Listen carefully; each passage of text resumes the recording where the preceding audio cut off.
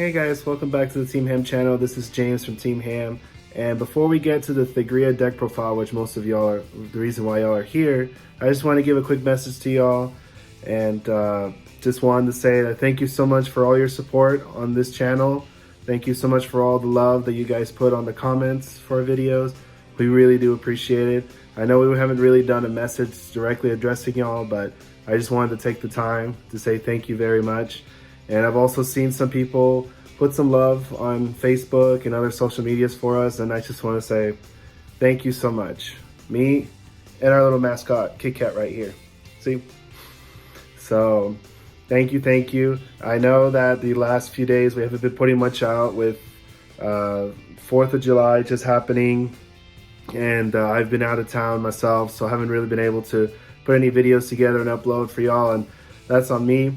I'll try to do better on that. Try to get out at least 2 to 3 videos out a week. But I do appreciate y'all's patience and y'all's support. So without further ado, let's get into the profile. As you can see, we're being accompanied by Sir Kit Kat in these following messages and deck profile. So he will be with us. Hello, Kit Kat. All right, guys, let's get into this Thegrea deck profile for the Overdress format. This is the ride line that I've been working with, and I'm pretty sure most other decks I've been working with. Very good ride line. Thegrea is a very good deck.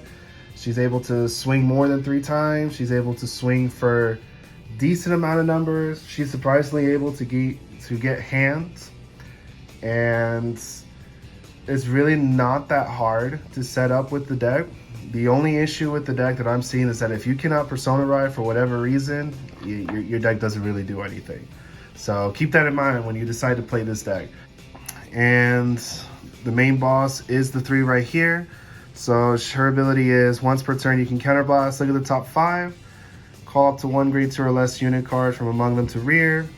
And then you get to shuffle your deck. But if the dark one is in the soul, you get to call out 2 instead of 1 card. So she's the Royal Paladin-esque effect. She lets you call out friends to the rear guard. And then at the end of the battle she attacked, if she was placed by riding over the dark one, then you can discard a card and stand a rear guard. So she's one of the main attackers that lets you restand a rear. The dark version is different in that she restands herself instead of the light one. Or instead of the rear guard, sorry.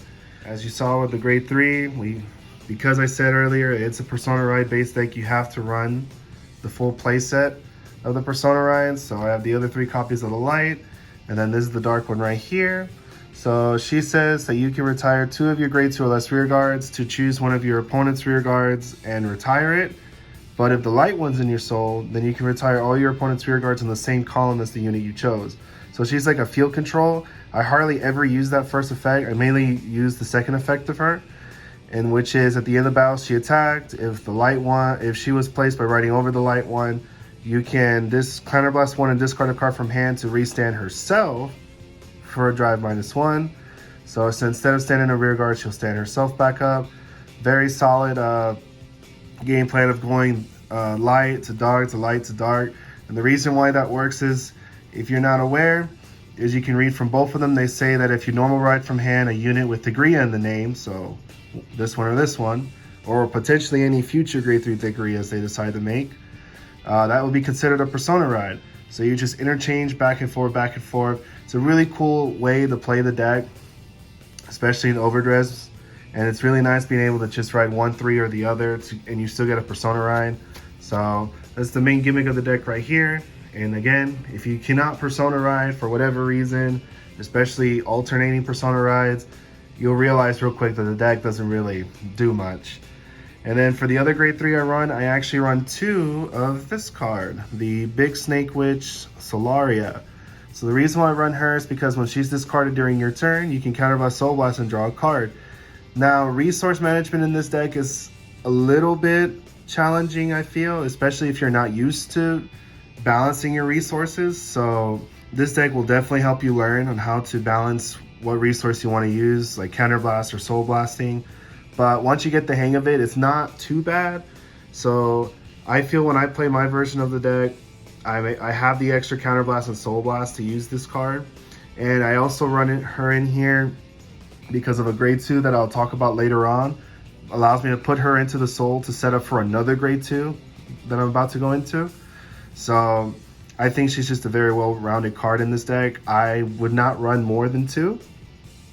I've tried running 3 and 4 just to test it out, and it's been very cloggy. So 2 is the good number, I feel, if you want to try her out in your deck. So 3s. And now for the 2s. An important play set of a grade 2 is this one. Atrocious Moth Girl Maple. So her name says atrocious, but her ability is actually really good, to the point that you can actually use her in premium and other Thegrea and Keter decks too. And when I say that, because of her first ability. So her first ability is while she's in the drop zone, if you ride a grade 3 or greater, if you place a grade 3 or greater Vanguard during the ride phase, if you do not have another copy of Maple or any future card named Maple on the rear guard, you can call her from the drop zone to rear guard. So I say for premium aspect because she says when a grade 3 or greater Vanguard is placed during the ride phase, the stride step is part of the ride phase. So you can stride, and if she's in the drop, you can get a free grade 2 out to the rear guard. And she's also usable in Keter and Thegrea decks because if you've noticed, she's not restricted to any specific grade 3. So you can just ride any 3 during your ride phase. Boom, if she's in the drop, call her out to rear. So very versatile card, very nice to have. Her second ability, which relies on being Thegrea, is that at the end of the battle that she attacked, you can soul blast any number of cards from soul, and then you get a card from your soul with the same grade as the combined grades of the cards you soul blasted to your hand, and then she goes into soul when you do it. So the way that works is if, say this with your ride line right here, say this is your soul stack right now and you have another grade 3 on top. So at the end of the battle that she swings, she'll soul blast the 1 and the 2 right here. And because it's 1 and the 2, they add up to 3. I can add this grade 3 to my hands, and then she would go straight into the soul. So that's how that effect works, and it's really, really important, especially in a deck that relies on having the persona ride so much. So, especially alternating with persona rides. So definitely having her as a 4-of, just to see it early on, just to have it as an early discard fodder for your ride line, since she's a drop zone effect that calls herself back. You have to run this at 4. You cannot run this at less than 4. People have tried to say that you can get away with just 3 of them, but I want to see this card as soon as possible. So I don't know about you, but I'd rather run this at 4 so I can see it and have it go off more often. Then my other main grade 2 that I run is 4 of the Drilling Angel. So the Drilling Angel, if you're not aware, his ability is when he's placed on rear, you put a unit card from your drop to your soul, look at the top 3 of your deck, choose up to 1 card with the same name that you put into the soul from among them. You may call it to rear, and then you shuffle your deck. Now, he has a potential way of superior calling a free unit to the rear guard circle if, say, you put one of your grade 1s from the drop to soul, or if you put a grade 2 into the soul.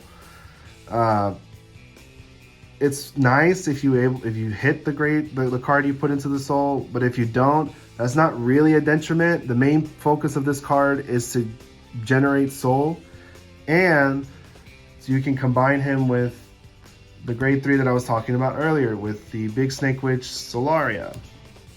And the reason why I say that is because you can do the Drilling Angel, put her into the soul, and then say if you have a Thegrea in soul, you put her into soul, and then you can swing with the Maple you have on rear, and that after she swings, the Maple will soul blast the Solaria, and then since it's a grade 3, you can add this grade 3 Thegrea from the soul to your hand. So it's a nice little interaction right there that I really like. One of my main plays when I play this deck. That's why I run this guy as a 4-of, not mainly just to build the field, but mainly just to build the soul and to put certain cards into the soul to play off with other cards.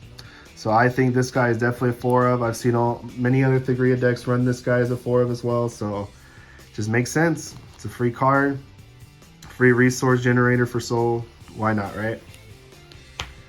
And then the other grade 2s I run 3 of this guy, Knight of Protective Sphere, Arthan.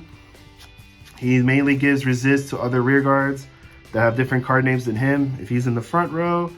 And then I also run him for his second effect, which when he attacks, if you Persona Road this turn, which hopefully you do, he gets 5k, and it stacks.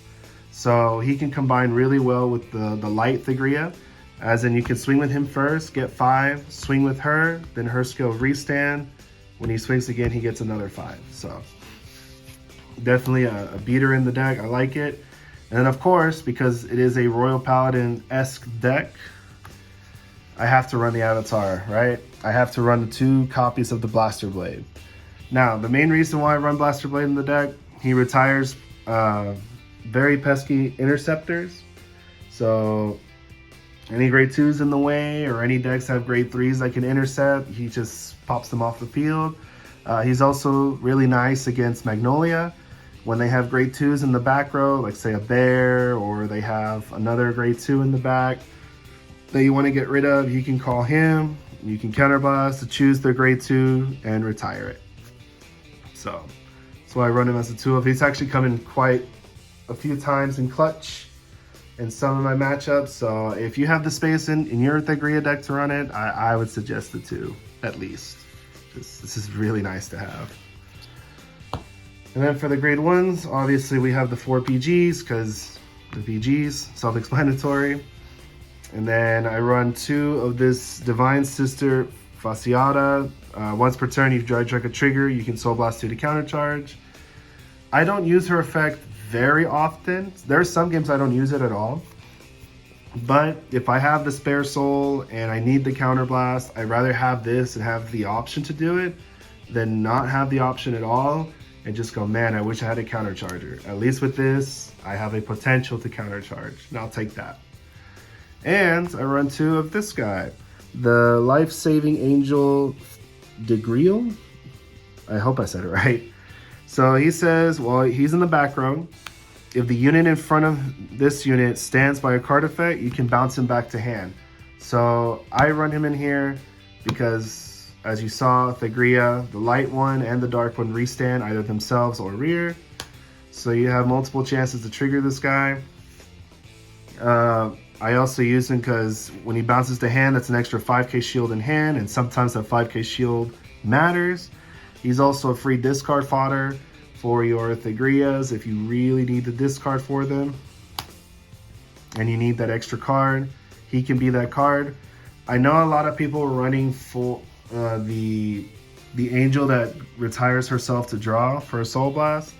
I was trying her out, and there were so many good units to choose that were doing the Soul Blasting, and I opted to go with my grade 3 right here instead of the grade 1 for the extra draw. And because of that, I needed to find another grade 1 to replace her, and I found that these 2 right here have just been really good for me. They've been working really well.